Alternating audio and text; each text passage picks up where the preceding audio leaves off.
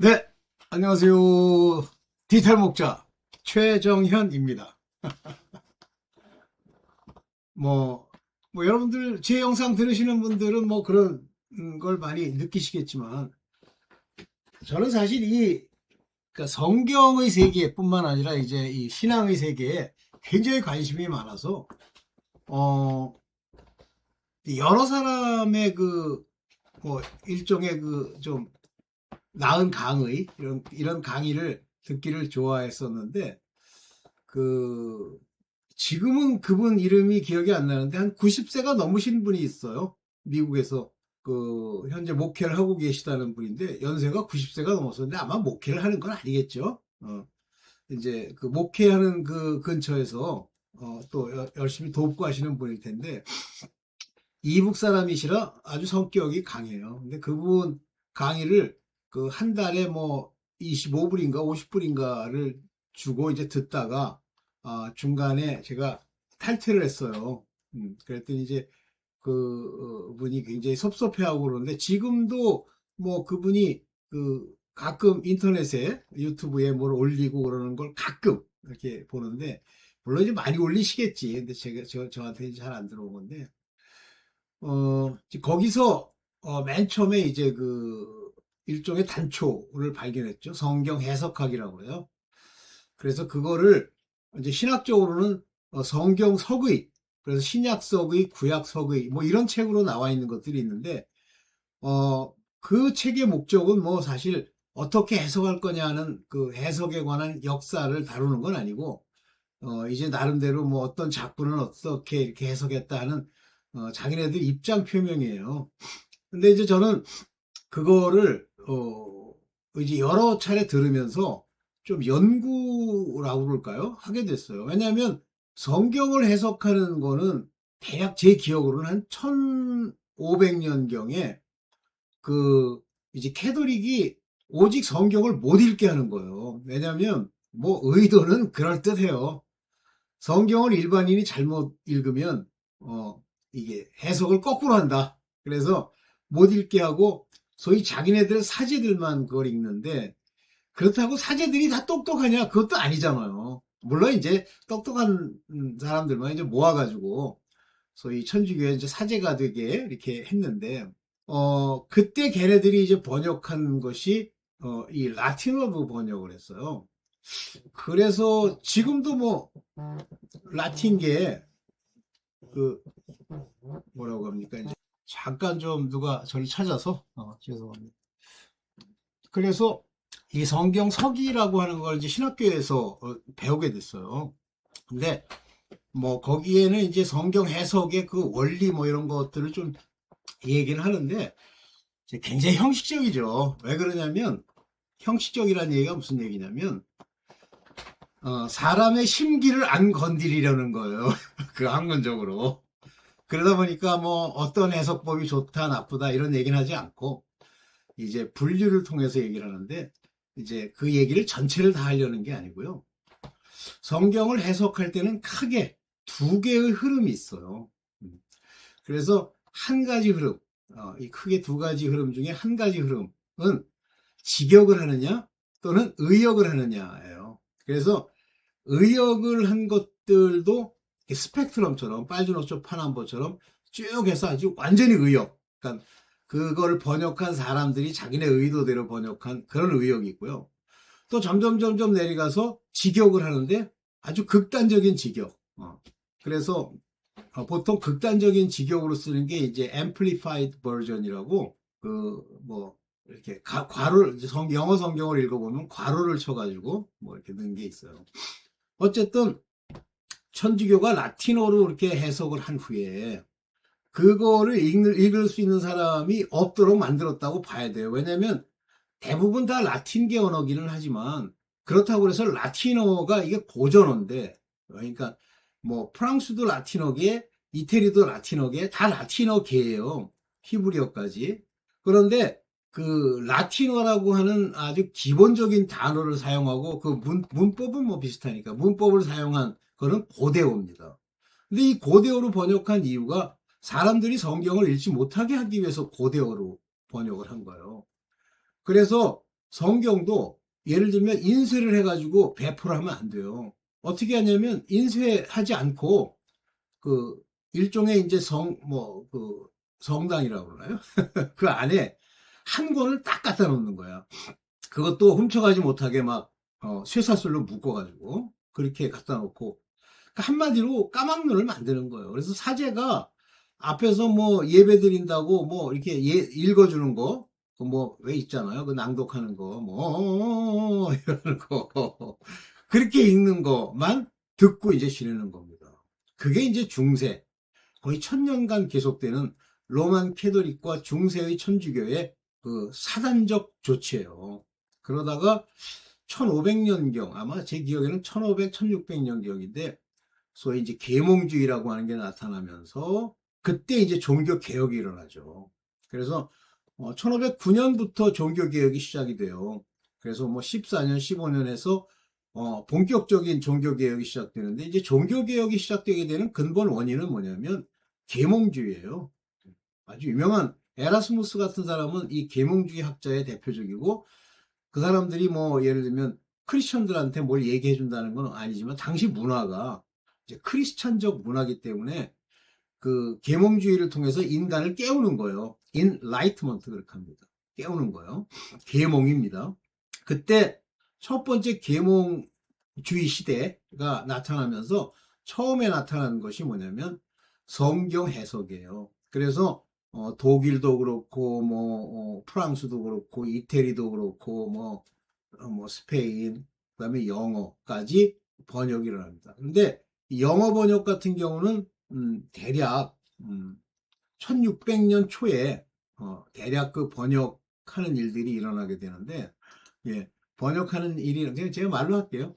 뭘 좀 보여드리려고 그랬는데 번역하는 일이 있는데 유난히도 다른 나라들은 몇몇 사람이 그 성경을 번역하는 그런 그러니까 역본을 만드는 그런 일에 참여하지만 그 영국만은 왕이 그래서 제임스 왕이라고 하는 킹 제임스가 소위 성경 학자들에게 명해서 성경을 가장 원어에 가까운 그런 방식으로 번역을 해라 하고 지시를 내렸고 사람 수는 잘 모르겠는데 하여튼 많은 사람이 수십 명, 70명인가 뭐 그 이상의 사람들이 이제 관여를 해서 소위 그 영어 본을 만들어요. 그게 이제 킹 제임스입니다. 그래서 킹 제임스 버전이 이제 거기서 출발을 했죠. 그래서 그 킹 제임스 버전이 이제 1600년대 처음으로 나타나게 되고 뭐 그거를 초기 버전이라고 해서 이제 나타나면서 사람들이 그걸 많이 읽었죠. 전형적으로 직역에 기반을 둔 거예요. 그러니까 자, 직역에 기반을 두려면 원어가 있어요. 원본. 이 원본은 예를 들면 이제 라틴어 같으면 그러니까 히브리어 성경은 원전이 딱 정해져 있어요. 왜냐하면 그거는 구약의 이스라엘 사람들이 어떤 버전만 쓴다는 게 그게 이제 원본이죠. 그러나 그 이후에 신약의 여러 가지 버전들은 다 당시에 가장 유행했던 언어가 바로 헬라어입니다. 우리가 헬라라고 쓰지만 사실은 그리스어죠. 그리스어 중에서도 고전 그리스어. 그래서 이 코인의 헬라어라고 그래요. 헬라어를 쓰는 나라가 당시에 많이 있었습니다. 그래서 알렉산더가 이제 이 전 세계를 이렇게 지배하면서 하나의 언어를 쓰게 했는데 심지어는 그 이집트도 헬라어를 썼고요. 또 뭐 그 중동 지역에 있는 대부분의 나라들이 헬라어를 썼어요. 그 중에 서민들이 잘 알아들을 수 있는 헬라어가 코인의 헬라어라고 하는 겁니다. 그래서 그 헬라어로 그 코인의 헬라어라고 하는 것으로 신약 성경들을 써요. 당시에 이제 뭐 로마가 지배하고 있던 곳이지만 그걸 통해서 이제 사람들한테 전파하는 거죠. 그런데 사단이 그걸 내버려 둘 리가 없죠.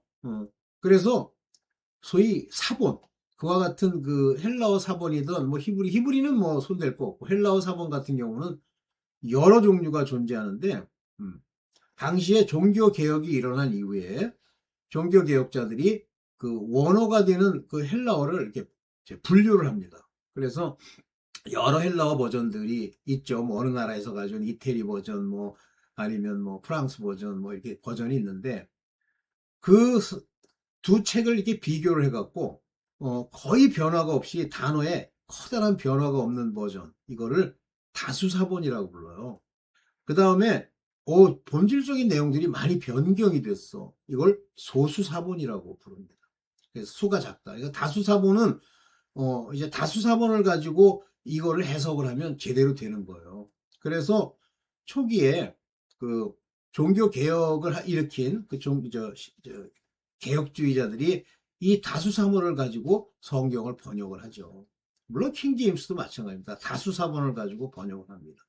그런데 소수사본을 가지고 번역한 게 있어요. 주로 교파나 또는 천주교에 자기네들 입장을 맞추기 위해서. 그래서 제가 독일에서 이제 구해가지고 온 독일의 그 악당 짓을 제가 말씀을 드리면서 독일 사본 캐더린 수도원에서 얻은 그 버리는 사본 그거를 갖다가 쓰는데 왜 천주교가 이 독일에서 가져온 그런 소수 사본을 쓰냐면요.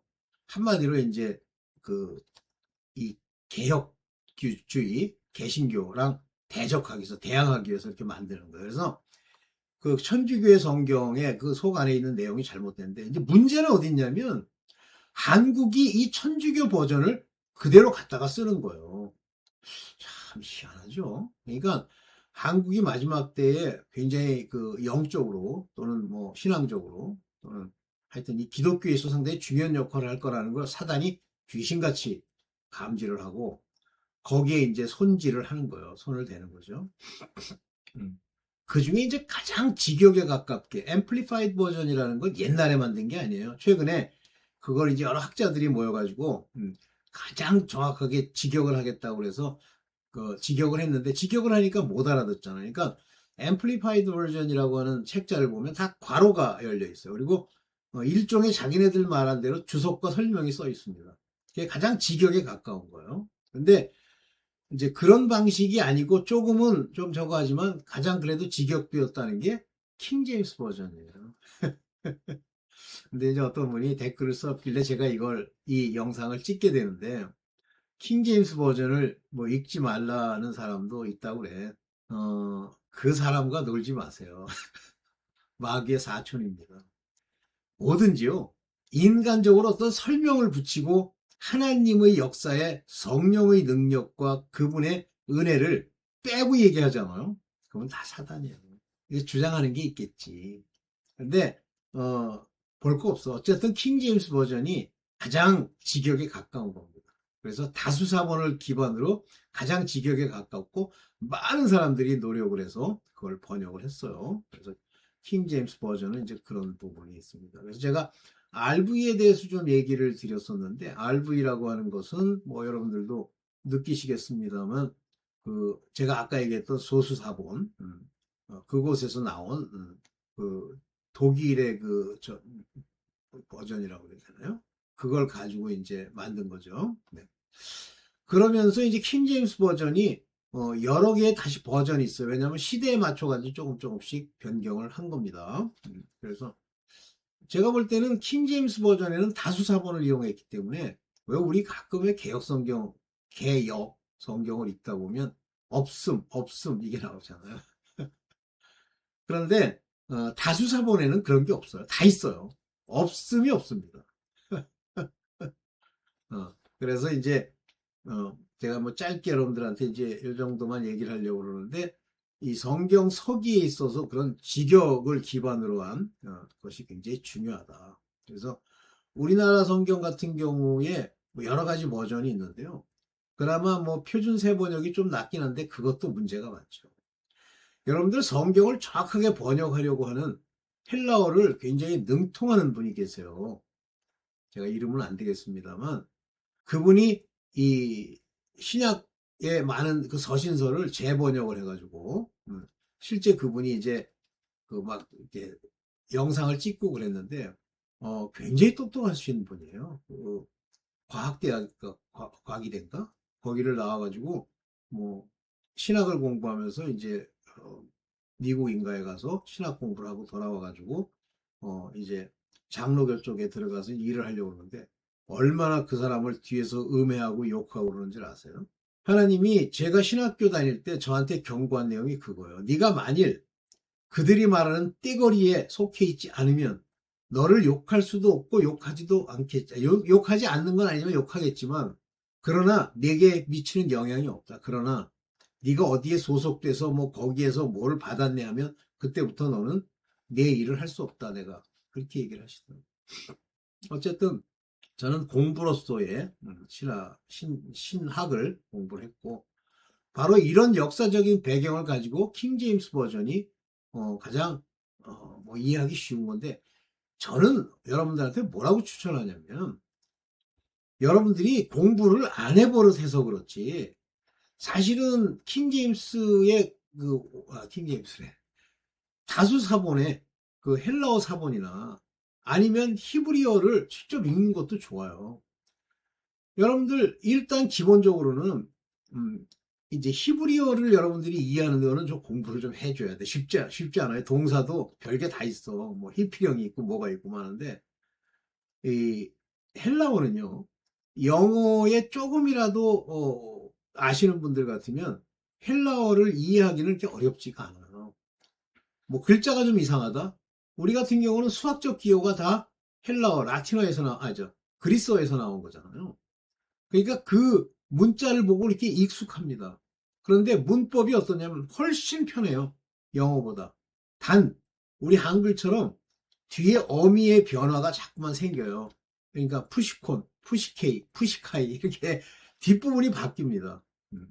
그런데 그 바뀌는 걸 기분 나빠하지 말고 사전 찾아보면 되잖아요. 그래서 영어 그 성경을 찾아보면 뭐 대격이니 뭐 3인칭이니 복수니 이게 나와요. 그 뒤에 다 붙어 있어요. 순서도 필요 없어요. 우리나라처럼 나는 뭐 이렇게 했다. 우리는 동사랑 뭐 이런 것들이 딱 어느 정도 순서가 정해져 있잖아요. 근데 그 의미상으로는 조사나 아니면 어미의 변화를 주지만 우리는 어미의 변화를 어느 정도 가지고 순서를 바꿔도 의미가 통하죠. 근데 영어는 안 그렇죠. 영어는 순서가 중요하죠. 그러면 I can go there. 그러면 내가 거기로 갈 수 있다. 이렇게 얘기하는 건데 바꿔. Can I go there. 그러면 어떻게 돼요? 갈 수 있냐라고 묻는 거잖아요. 거꾸로 go can I there 그렇게 해요? 그럼 말이 안 통하는데 영어는 어떤 면에서 보면 순서가 굉장히 중요한 언어입니다. 변화가 없잖아요. 기껏 해봐야 뒤에 뭐 es 붙고 뭐 이런 정도인데 라틴어는 아니죠. 헬라어는 안 그래요. 그래서 헬라어를 뭐 공부하는 책들이 굉장히 많은데 글쎄 어려워하는 사람도 좀 있더라고. 뭐 그렇게 뭐 어려운 건 아닌데 근데 뭐 어려우면 할 수 없고 만약에 가능하면 헬라어를 공부해서 보세요. 근데 자기가 개인적으로 개인적 학습을 통해서 헬라어를 익혀가지고 공부한다 그러면 그거는 좀 천재급이지. 어쨌든 저는 신학교에서 이제 헬라어를 배웠기 때문에 뭐좀 열심히 했어요. 뭐 해가지고 했는데 어쨌든 그렇습니다. 그래서 여러분들 그 사람들이 하는 얘기 있잖아요. 어떤 역사적 근거나 논리적 근거가 없는 사람들이 하는 얘기는 조심하세요. 주관적인 견해가 많이 들어갈 수 있습니다. 성경 해석에 있어서도 마찬가지예요. 네.